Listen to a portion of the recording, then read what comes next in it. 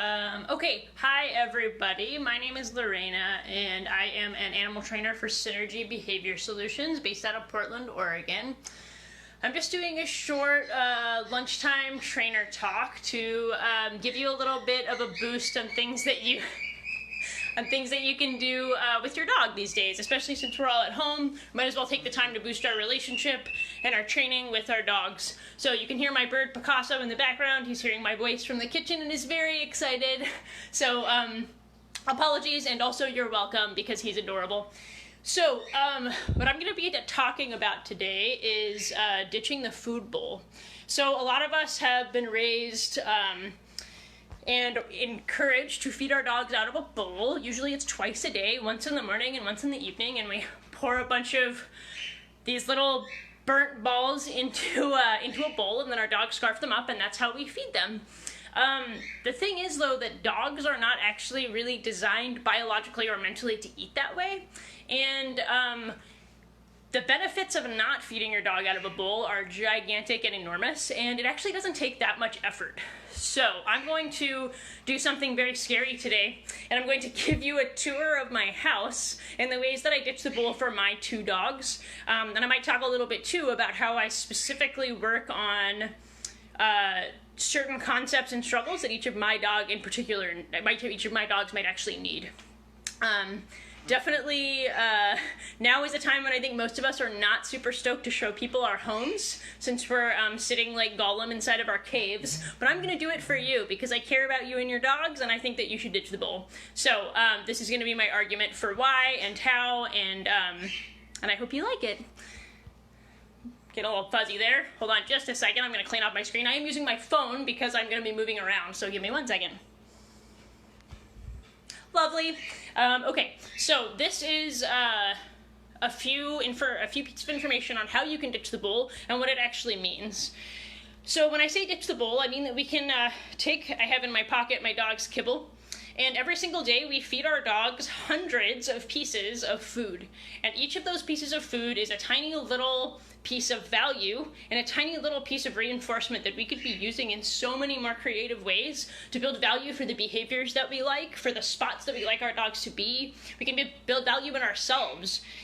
If we feed our dog out of a bowl, we are teaching our dogs that bowls, hi Carolina, thanks for joining. We are teaching our dogs that bowls are incredibly valuable things. But what if all of this food came from us and came from the behaviors that we would like to reinforce in our dogs? Then we're teaching our dogs that we are valuable, not necessarily the bowl that they eat out of.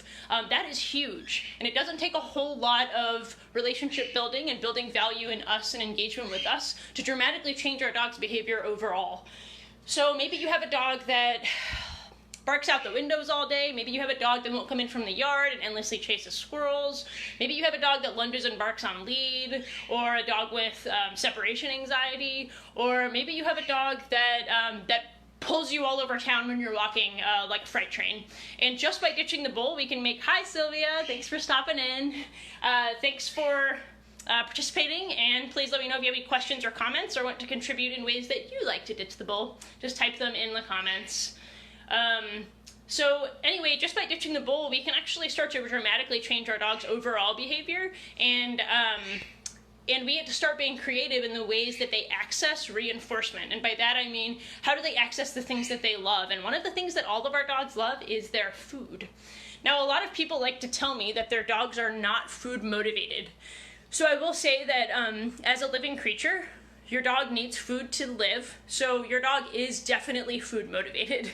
Now, we just need to figure out what food tends to motivate them, and also why do they not have very much value in their food.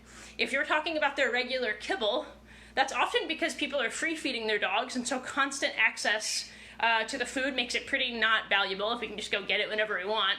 And also, dogs have this concept, like a lot of mammals we are discovering through lots of really cool experiments that are being done.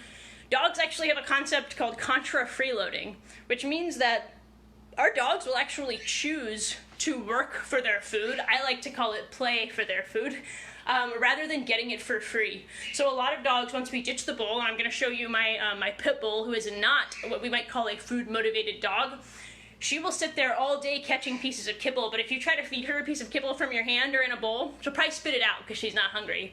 So the cool thing about ditching the bowl is that it often builds value for our dog's daily food, and it means that suddenly your dog is excited to work for their kibble, and that's a really, really powerful thing. So I am going to start by describing a little bit about how you can make this easily work in your home, and I'm going to show you the different places where I store my dog's food, one of them being right here in my hoodie pocket. Normally when I'm working, like right now, I would be wearing a fancy button-down shirt, but I'm specifically wearing my hoodie so I can show you a really easy way that I have food readily accessible. So I can do things like, let's see, how do I flop this thing around there? So I can do things like, my dog Summer here is being awesome and calm. I'm just gonna go and place a piece of food to capture his little moment of calmness. What a good boy, chilling over there. Okay, so to start, this is where I can access all of my dog's medications and supplements. So Summer over here is actually getting kind of old and a little bit arthritic, so he gets supplements every single morning. My dogs still get their supplements on a routine, and they actually get their supplements out of a quote-unquote bowl, but we are going to look at this slow feeder bowl. So this is like a super minor way to ditch the bowl. It makes Summer take a little bit longer to eat his food. You're being a really good boy. Here you go. Takes Summer a little bit longer to eat his food. He's definitely a scarfer, and it makes my other dog a little bit more interested in eating hers. So this is just a really simple example. They get a little bit of their breakfast like this so they can get some of their supplements. And then I also have high-value treats located here. These are really great for calling my dogs in away from the windows if they're barking or lunging at something.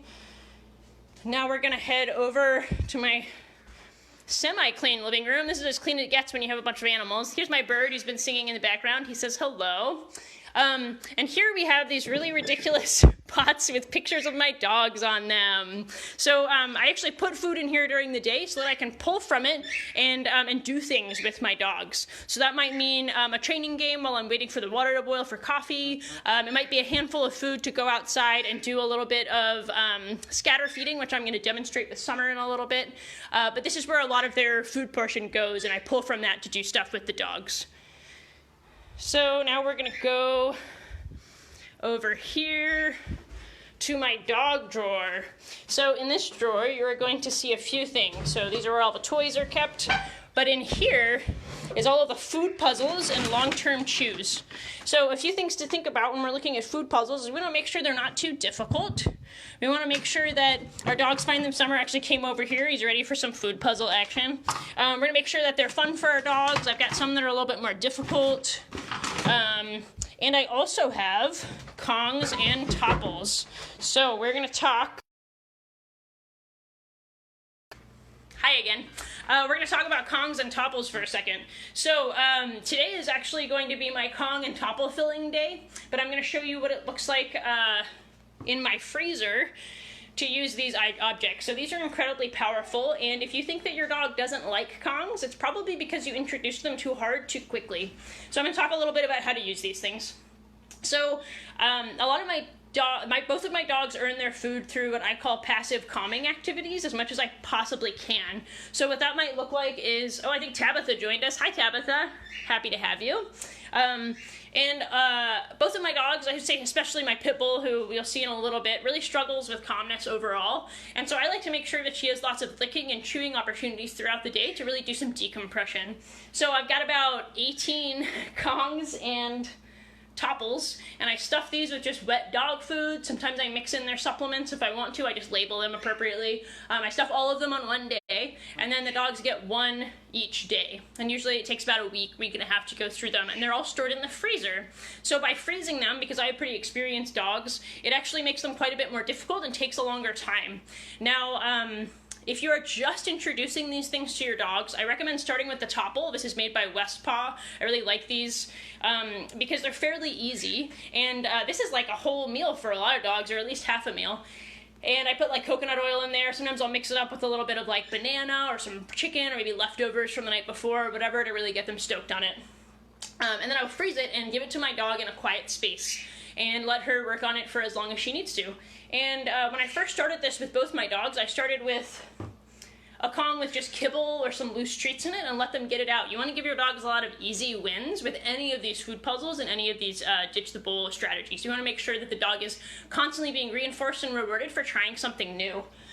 Now, is pretty excited that I'm talking about food and playing with all the toys, so he is ready to listen and to offer some calmness on the other side of the gate. This is a boundary for him.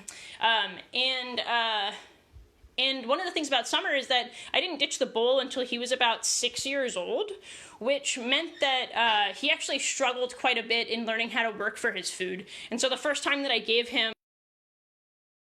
the first time I gave him a Kong wobbler, he looked at me like I was crazy. And then I had to teach him how to use it. And now he absolutely loves every single puzzle toy that he gets, and he will work on it. He'll work on one of these for 45 minutes straight and clean it all the way out. He has excellent grit and confidence with these toys now, but it didn't start out that way. So, let's see, we've got keeping food around the house in different containers. We've got that in my pocket, we've got it over here. I'm going to show you one other spot that I tend to keep food. This is sort of my training room, and I have a jar of food in here also. So if I'm working with one of my dogs, then I might grab some food from there. And I also have, oops, hopefully y'all can still see me. These high value treats are these yummy, like, I don't know, like beef gullet or something. And I use my connection issues. Say hello if you can still see me. Hopefully you can. Okay, so when I call my dogs in from the backyard, I always give them a tasty treat. So their recall from the backyard is excellent. They can even recall from squirrel chasing, which is awesome because they get a reward every single time they come in. That kind of pretty awesome. Just because our dogs are working for kibble doesn't mean that we shouldn't still factor in high value treats. So if I've just called my chasey, high prey drive pit bull off of a squirrel, I better not reward her with kibble. I'm gonna reward her with like hot dogs or cheese or a piece of beef gullet to really get her excited about it. One of the last ways that I really like to ditch the food bowl is by scatter feeding, and it looks like Summer is pretty ready for that. I'm gonna slip on these boots real quick.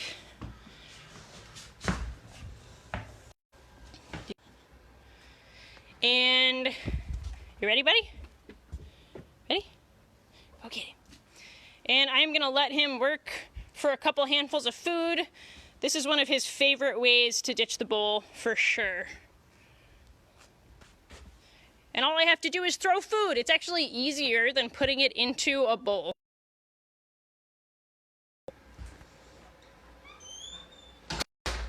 So, thank you for joining us. I'm just going to wrap up here and let you know that we actually have 2 really great seminars that are associated with this happening pretty Sunday.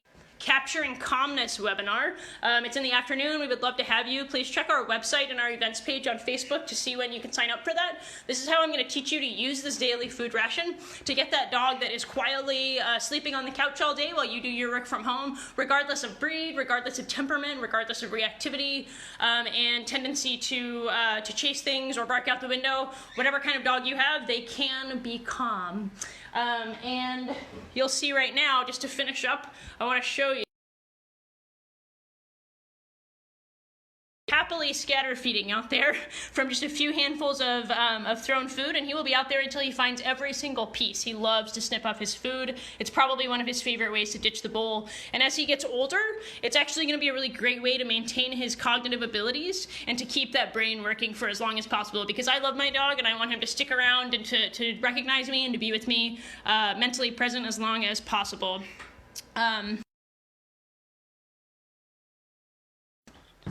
So, thank you all for joining me. This is just a tour on ways that I tend to ditch the bowl in my own house. I will say that a lot of people think this is a huge lifestyle change. It's really, really not. Even for those of us who are super busy, which even, before the stay-at-home ordinance, I was a pretty hugely busy person, and I really tried my absolute best to continue doing things like scatter feeding and food puzzles and games that involved a lot of like set it and forget it type stuff. And then as well, now she's ready to say hello. As well, I also make sure that I'm saving some of my dog's daily food ration to do training games and to really work on my dog's individual struggles. thank you so much. Come up here and say hi. Yeah. Thank you so much for joining us, and we will see you next time.